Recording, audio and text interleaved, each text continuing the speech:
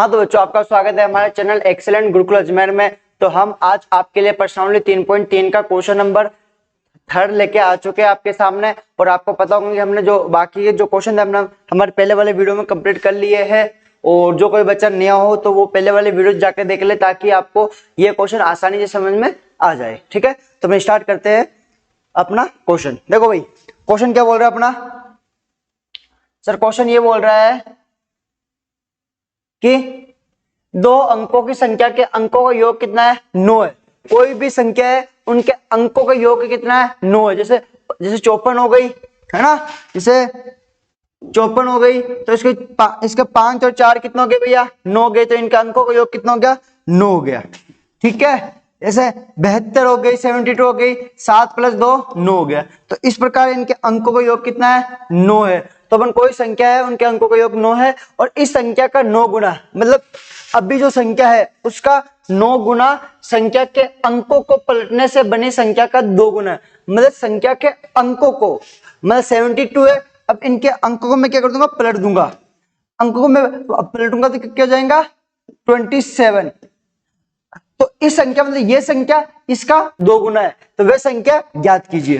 देखो पहले हम बात करते हैं 2 अंकों वाली संख्या को। देखो हमेशा कोई भी 2 अंकों वाली संख्या होती है, 54 होती है, तो अपन इसको किस प्रकार लिखते हैं?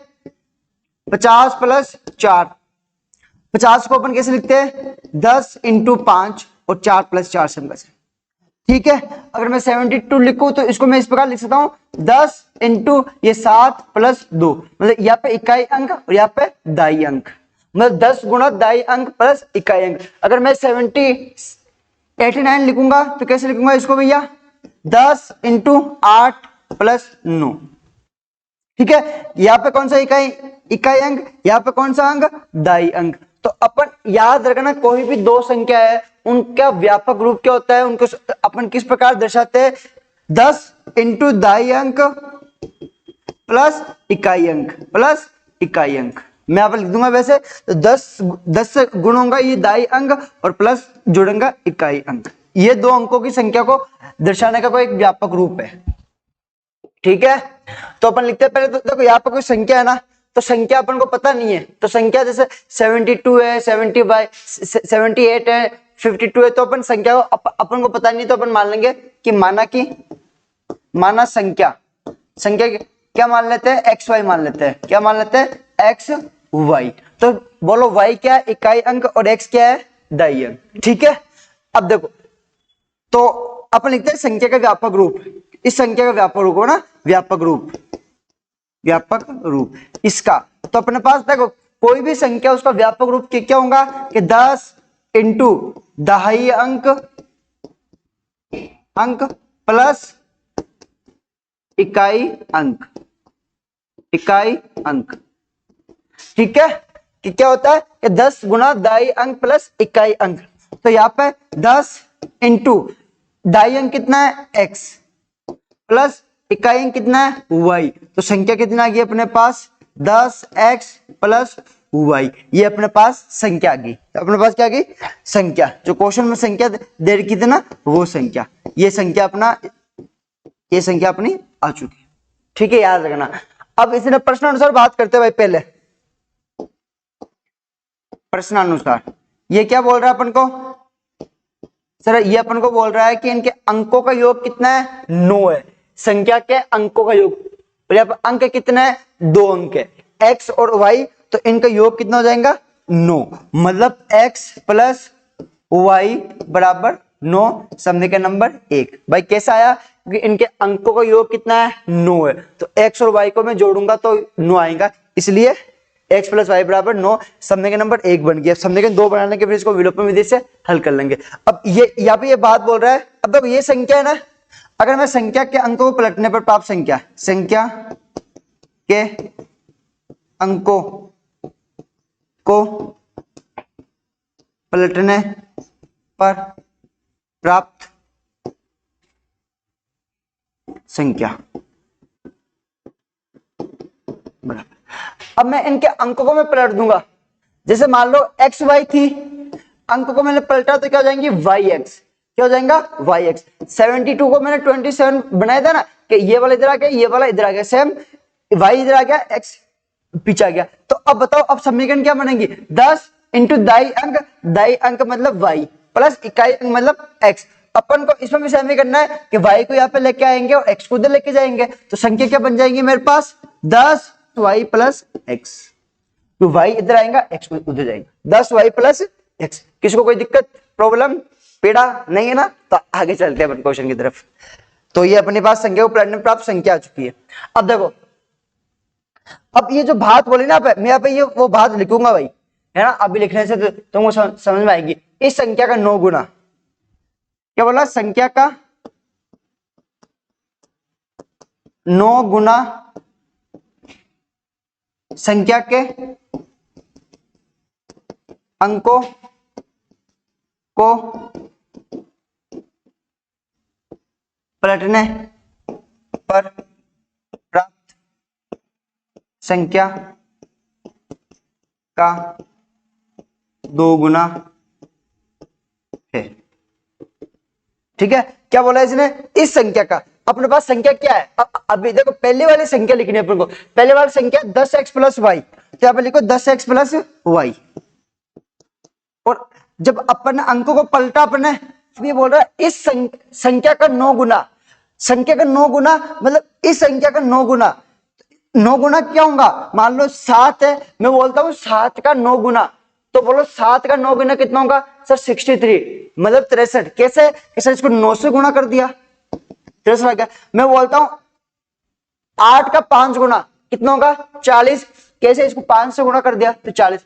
जिसको अपन पूछना भाई कि इसका 2 गुना 3 गुना, तो उस संख्या को उससे गुणा कर दो, सिंपल सी बात है। तो सेम इसने क्या बोला था यहाँ पे, संख्या का 9 गुना, संख्या ये इसका 9 गुना, मतलब इसको अपन इंटू कर देंगे किससे, यहां से आगे कर दो, 9 से इंटू कर दो।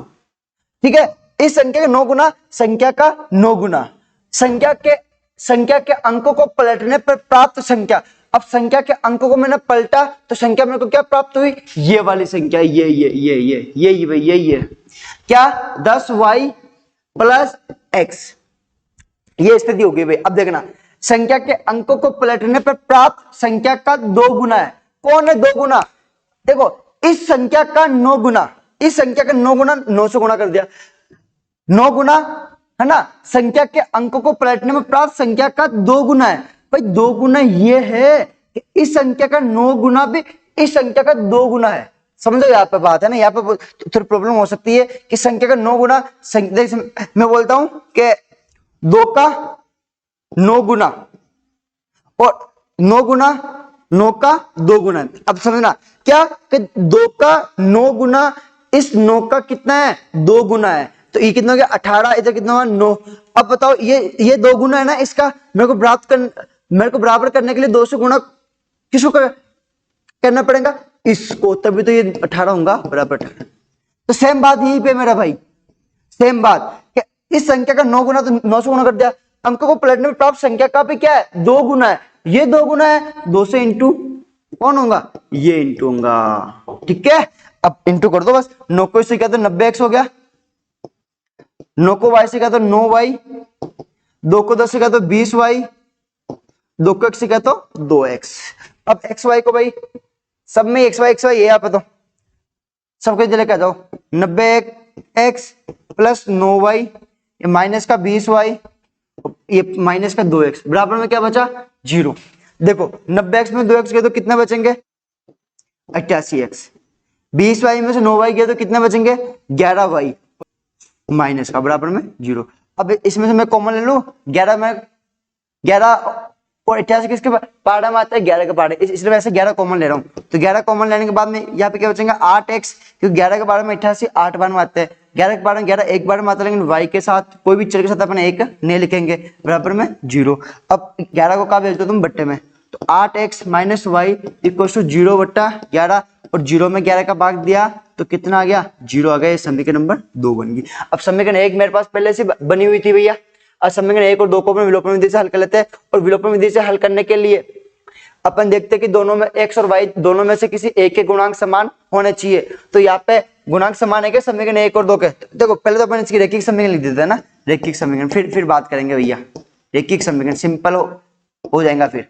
रैखिक समीकरण x प्लस वाई बराबर, समीकरण एक तो ये थी और दूसरी समीकरण ये थी 8x माइनस वाई बराबर 0। अब देखो इनको विलोपन विधि से हल करेंगे। कौन सी विधि से? विलोपन विधि से। तो विलोपन विधि से हल करने के लिए क्या होता है अपने पास सर, दोनों में से किसी गुणांक समान होने चाहिए। y के गुणांक 1 है, इधर भी 1 है, तो इसकी दो विधि होती है, या तो गुणांक समान हो तो पहली शर्त तो पूरी हो रही हो, दूसरी शर्त क्या है कि जिसके गुणांक समान हो वो क्या होना चाहिए? अपोजिट साइन में। तो भाई ये अपोजिट साइन में भी है, और तो अपनी विलोपन विधि की दोनों शर्त पूरी होती है। और मैंने जब बताया था आपको कि जब अपोजिट साइन में हो पहले से ही, तब अपन समीकरणों को क्या करते हैं? जोड़ते हैं। क्या करते हैं? जोड़ते हैं। तो समीकरण 1 प्लस समीकरण 2, अगर सेम साइन में हो तो अपन इसको घटाएंगे, जिसके गुणांक समान हो और सेम साइन में हो तो उसको अपन क्या करते हैं? घटाते हैं। अगर गुणांक समान हो और सेम साइन में नहीं हो, मतलब अपोजिट साइन हो, तो उसको जोड़ देते हैं। और यदि गुणांक समान नहीं हो तो अपन गुणांक बनाएंगे, बना सकते हैं ना गुणांक।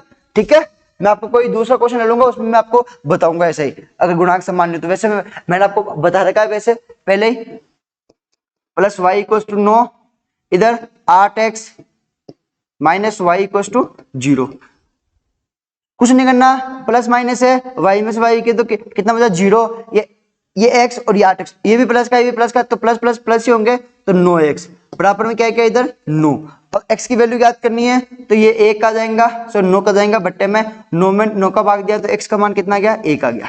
मेरे को y का मान याद करना, तो x का मान समीकरण नंबर 1 है, दो में से किसी में रख दो, अपन 1 में रख रहे हैं। x का मान समीकरण 1 में रखने पर, 1 में रखने पर, तो अब देखो इधर 1 में रखा मैंने, x का 1 प्लस वाई बराबर 9, 1 उधर गया तो किस में जाएगा? माइनस में, तो y का मान कितना गया? 8। ये आ गया। अपने संख्या क्या मानी थी? तो बोल देंगे कि संख्या क्या आ गई? अपनी संख्या मानी थी अपने x y, तो x का मान कितना है अपने पास? 1, y का मान कितना है? 8, तो अपने पास संख्या कितनी होगी? 18। तो अपना आंसर आ गया कितना? 18। संख्या अपने पास 18 थी। अब इसका थर्ड क्वेश्चन हो गया भाई। अब इसका एक फोर्थ क्वेश्चन बचा और एक फिफ्थ क्वेश्चन बचा है ना, वो हम आपको नेक्स्ट वीडियो में कराएंगे। और तब तक आप हमारे पहले वाले वीडियो देखते रहिए, और किसी प्रकार कोई प्रॉब्लम हो तो आप कमेंट कर सकते हैं ना। और जो कोई बच्चा नया हो या फिर पहले से ही हो, वो हमारे चैनल को सब्सक्राइब कर ले यदि नहीं किया हो तो मिलता है आपको हमारे नेक्स्ट वीडियो में। Till then bye bye.